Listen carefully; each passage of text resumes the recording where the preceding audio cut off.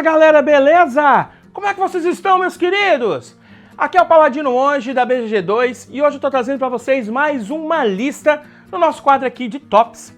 E hoje eu vou trazer para vocês uma lista de uma das mecânicas que eu mais gosto, que é a alocação de trabalhadores. Cara, essa lista aqui era para estar pronta há muito tempo e foi muito, mas muito difícil de fazer ela. Inclusive, é para eu ter feito junto quando eu fiz com a outra mecânica que eu gosto bastante, que é a de deck building.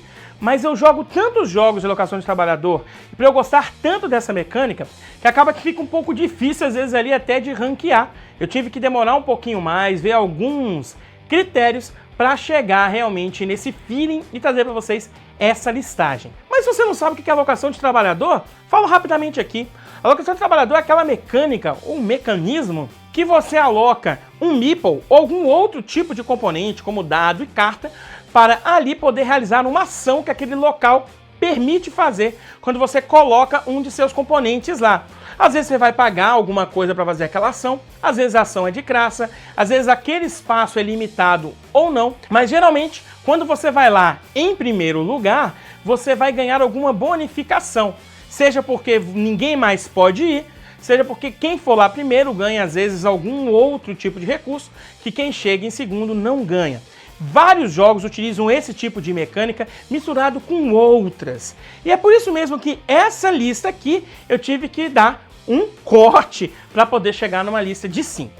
O primeiro ponto aqui é que eu vou apenas falar jogos aqui que tem como alocação de trabalhador os meeples. Então eu não vou falar nenhum tipo de jogo que tenha alocação de dados ou algum outro tipo de componente, como carta, no caso do Gugong. Aqui vai ser jogos da alocação de trabalhador clássica, aquele de pegar um meeplezinho, seu trabalhador, colocar no espaço.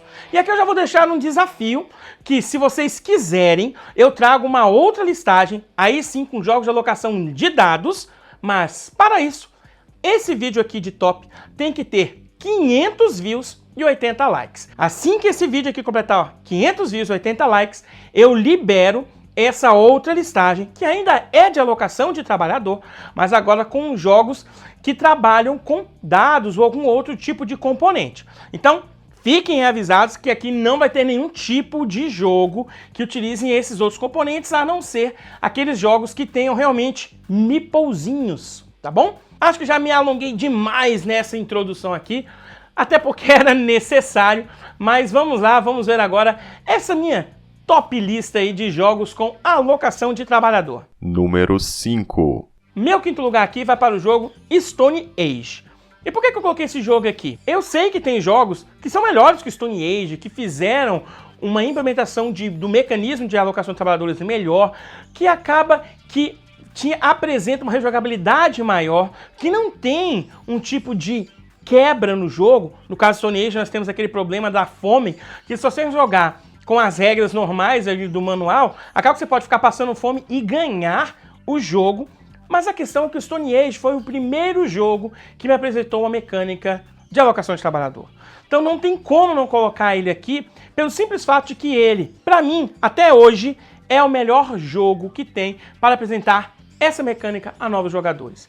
Ele apresenta de forma estupenda o que é a alocação de trabalhador, como ela funciona, nas suas limitações, na quantidade que às vezes você tem que fazer ali, colocando mais trabalhadores para ter uma chance maior de pegar recursos, e ainda ali, de tabela, apresenta também a mecânica de coleção de componentes e também o cumprimento de contratos, que são as cabaninhas. Então o Stone Age ele é um pacote completão para apresentar jogos euros a iniciantes. E esse é o principal motivo de colocar ele aqui no meu quinto lugar, nessa lista. Eu não poderia deixar ele de fora. E hoje eu ainda tenho muita, mas muita vontade de jogar. Eu jogo muito mais ele online, lá na BG Arena, do que efetivamente o modo físico. Até porque poucas pessoas do meu grupo acabam querendo jogar no Stone Age. Acabam indo para os jogos um pouco mais pesados, né? Porque o meu grupo é um grupo realmente de gamers. Stone Age é aquele jogo ali realmente para iniciantes. Mas, cara, se me chamarem, eu jogo. E é por causa desse principal motivo, não deixando, é claro, de lado que o Stone Age, sim, é um ótimo jogo de alocação de trabalhador, que o faz com perfeição. Ele fica aqui no meu quinto lugar. Número 4. Meu quarto lugar vai para um jogo que chegou e meio que foi derrubando tops após tops de várias das minhas listas. Eu tô falando aqui do Anachrony. Anachrony é um jogo que quando eu joguei a primeira vez eu me apaixonei por tudo que ele apresenta, a temática, a forma que as mecânicas foram implementadas. E no caso da alocação de trabalhador aqui, o Anachrony trabalha com trabalhadores especializados. Você tem 4 tipos de trabalhadores ali no jogo, né? O cientista, o administrador, o engenheiro, e aí nós temos um quarto, que é o gênio, que seria um coringa, que serve como qualquer outro. E o jogo trabalha com esse tipo de diferencial nos trabalhadores, que determinadas ações você precisa fazer com um tipo de trabalhador para que você consiga fazer aquela ação. Eu acho isso muito legal, porque traz um peso estratégico muito bom ao jogo. Você tem um set ali inicial de trabalhadores e você nunca começa com todos os tipos. E isso faz com que o jogador pense quais os trabalhadores que ele vai recrutar. Às vezes ele precisa de trabalhadores do tipo administrador para fazer um determinado tipo de ação, de uma construção que ele tenha. Ou ele vai atrás de um gênio para ter uma maior flexibilidade, já que ele é um coringa. E isso é muito legal, porque o jogo fica bastante estratégico e o espaço ali na cidade capital para pegar esses trabalhadores fica bastante concorrido. Além que é muito legal você trabalhar com essa forma, né? Tem trabalhadores diferenciados e o jogo ainda te dá um outro quê a mais, que é que você pode alocar esses trabalhadores de 2 formas. Usando um exoesqueleto, para você ir na cidade capital, e ali você precisa meio que energizar esses exoesqueletos numa fase anterior, ou na sua própria cidade, e ali você basta colocar o seu trabalhador. E geralmente esses trabalhadores vão dar uma bonificação em determinadas ações, principalmente na cidade-estado. Se você vai, por exemplo, recrutar ali com um administrador, você pode recrutar todos ali, inclusive o gênio. Mas se for, por exemplo, com um engenheiro, você não pode recrutar o gênio. E lá na cidade-estado também tem limitações. Alguns desses tipos de trabalhadores não podem ir em determinadas ações. E essa implementação do Anachrony é que me fez realmente gostar muito desse jogo. Cara, é muito bem implementado. É uma alocação de trabalhador muito gostosa de jogar, muito temática e que mistura com outras mecânicas, que inclusive eu já coloquei aqui na minha análise desse jogo, que faz com que o Anachrony esteja aqui no meu quarto lugar. Número 3. Minha medalha de bronze vai para o jogo Kylos. Cara, Kylos é um jogo clássico de alocação de trabalhador. Joga até 5 jogadores, não tem nenhum tipo de sorte, tudo que vai acontecer no jogo está ali já desde o início. E a sua alocação de trabalhador, ele tem 2 pontos que me fazem gostar muito desse jogo e que fizeram que ficasse aqui na medalha de bronze.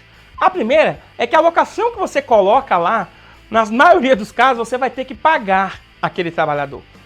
Eles não fazem nada de graça. E é algo que acontece com alguns jogos, em que você vai fazer uma alocação de trabalhador, você precisa pagar algo por ele. Em Kylos acontece isso, né? Você vai em determinados locais, você precisa pagar para fazer aquela ação com aquele trabalhador. E aí vem um outro ponto que eu acho sensacional no Kylos, que ele é um jogo euro com bastante take that. Sim, porque existe ali, eu não vou lembrar agora o nome correto, mas são 2 marcadores que você pode andar com eles ali. Você pode fazer com que o jogo acabe mais rápido ou diminua. Você faz com que seria o consultor real, não sei se o nome é esse aí, mas você pode levar ele mais para frente ou mais para trás. E as construções que estão para trás desse consultor real, se é esse o nome, funciona naquela rodada. E aí está o take that. Porque às vezes você quer uma ação que é muito boa, está lá na frente, e vem um outro jogador e tira aquela construção de ser válida naquela rodada, trazendo esse consultor real para trás. E aí você já pagou e você não vai fazer essa ação. E isso faz com que o Kylos deixe todo momento daquela rodada uma tensão muito grande. Porque você quer fazer às vezes uma ação muito boa lá para frente, e você fala, caramba, e aí? Ou eu já jogo esse consultor real lá para frente, com a ação que eu posso fazer, e aí eu tenho certeza que vou naquela ação, mas se eu faço isso, um outro jogador pode ir nessa ação que eu quero. Cara, a todo momento você está pensando em possibilidade A, B, C, variável X, Y, Z.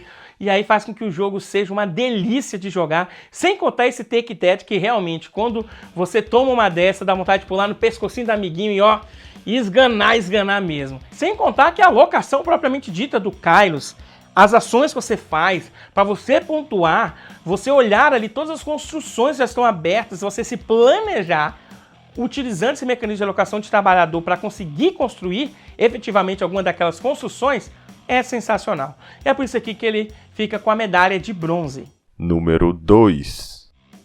Minha medalhinha de prata vai para o jogo Keyflower. Caramba, acho que você já viu Keyflower em vários e vários tops meus aqui. Não é à toa que nos top 10 que eu tenho, Keyflower tá lá em cima. Não é o top 1, porque o Gloomhaven pegou para um gosto pessoal. Mas como eu gosto sempre de falar, o Keyflower, ele junta tantas mecânicas e a faz de uma forma tão gostosa de jogar em uníssono com as outras, que em toda a lista ele acaba aparecendo. E não é à toa que aqui, nesse de alocação de trabalhador, o Keyflower fica com a medalha de prata.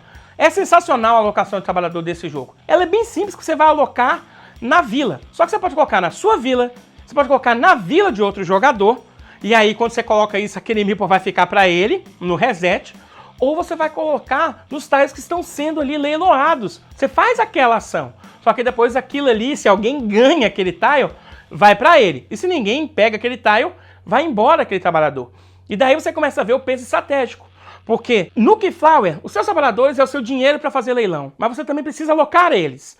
E aonde alocar? Porque às vezes você precisa realmente fazer uma ação muito grande, esse tile está em uma outra vila, e você pode estar dando um dinheiro muito poderoso para um outro jogador. Às vezes você dá um meeple que ele precisava para depois, mais à frente, conseguir pegar em um leilão um tile que você precisa muito. E aí você precisa pesar bastante o que você precisa fazer, porque os seus trabalhadores são escassos, você precisa alocá-los e você precisa também dar os seus binds ali no leilão, porque você precisa crescer a sua vila. E você não vai conseguir comprar todos os tiles, você não vai conseguir apenas alocar na sua vila. É praticamente impossível. Vai ter vários e vários tiles muito bons para você na vila dos outros jogadores. E é aí que brilha essa alocação de trabalhador, que não há nenhum tipo de trava em que eu só aloco na minha vila. Mas existe uma trava também muito legal, e que isso é que faz com que o jogo você possa simplesmente travar os amiguinhos. Porque cada tile suporta uma quantidade de meeples. Então, se você vai lá e coloca o máximo, por exemplo, se eu não me engano, são 6 meeples que cada tile aguenta. Se você já chega ali e coloca 3 meeples azuis em um determinado tile, aquele tile não pode ser mais utilizado, porque para que um outro jogador utilize, precisa colocar mais um da quantidade de meeples que tem lá. Ou seja, nesse exemplo, 4. E sem contar esse detalhe, que quando você coloca um meeple de uma cor, aquele tile vira daquela cor. Então se você tem ali, por exemplo, um meeple verde, que é raro, e você coloca ali verdinho, olha só, ninguém vai poder ir, a não ser aquelas pessoas que tenham esse meeple daquela cor tão rara. Keyflower é muito bom de jogar, roda em uma quantidade de 2 a 6 jogadores muito bem e te entrega uma experiência de alocação de trabalhador sensacional. E é por isso que ele fica com a medalha de prata. Número 1. E minha medalha de ouro aqui vai para um jogo que eu adoro e que eu fico indignado porque nenhuma editora ainda trouxe para o Brasil. E ele é muito difícil de agora encontrar, inclusive lá fora. Eu estou falando do Russian Railroads.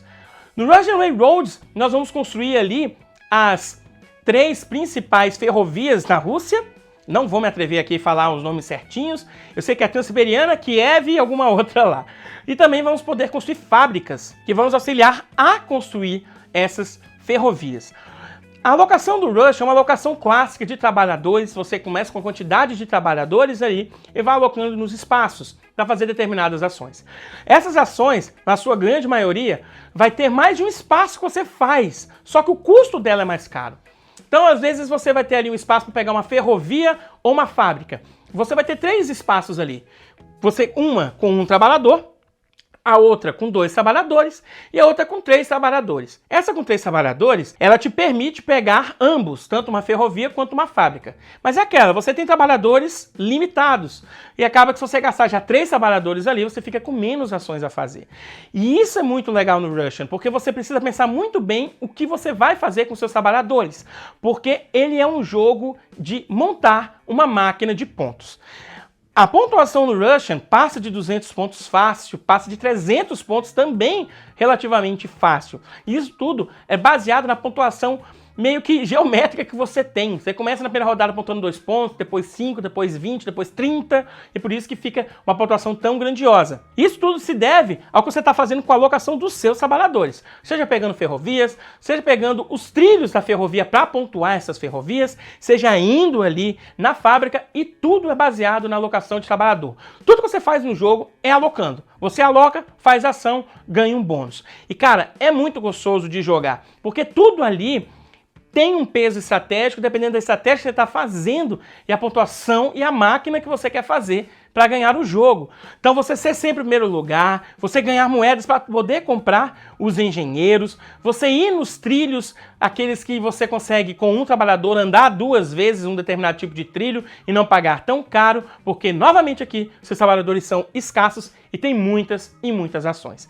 E ele também é um jogo que roda muito bem entre 2, 3 ou 4 jogadores. E se você não conhece, conheça, porque além de ser muito gostoso você ficar pontuando muito a cada rodada, você consegue sentir que a pontuação que você fez se deve ao que você se planejou, baseado naquilo que pontua no jogo e, consequentemente, as alocações que você fez durante toda a partida. E é por isso aqui que ele fica em primeiro lugar. Isso aí, minha gente, isso aí foi o meu top 5 jogos de alocação de trabalhador. Esse é um top que, se eu fizer daqui a 6 meses, talvez mude. Sim, porque existem muitos jogos de alocação de trabalhador. Podia fazer um top 6 ao 10 com jogos que muitos de vocês falariam, caramba, esse tinha que ser o top 1, cara. E é por isso que eu vou colocar aqui, coloca o seu comentário, seu top 5, se você concorda ou não com essa minha lista. E também, é claro, indique jogos aí para que eu possa experimentar, porque essa é uma das mecânicas que eu mais gosto. Bom, gente, espero que vocês tenham curtido esse vídeo. Se ficou até aqui, já deixa o seu like, compartilha para bater a meta lá dos 500 views e 80 likes, para eu mostrar aqui os jogos de alocação de dados, que também é praticamente uma alocação de trabalhador, só que de uma outra forma, com alguma alteração nos mecanismos, tá bom? E é claro, minha gente, muito obrigado por terem ficado até aqui. Um beijo, Paladino, até a próxima.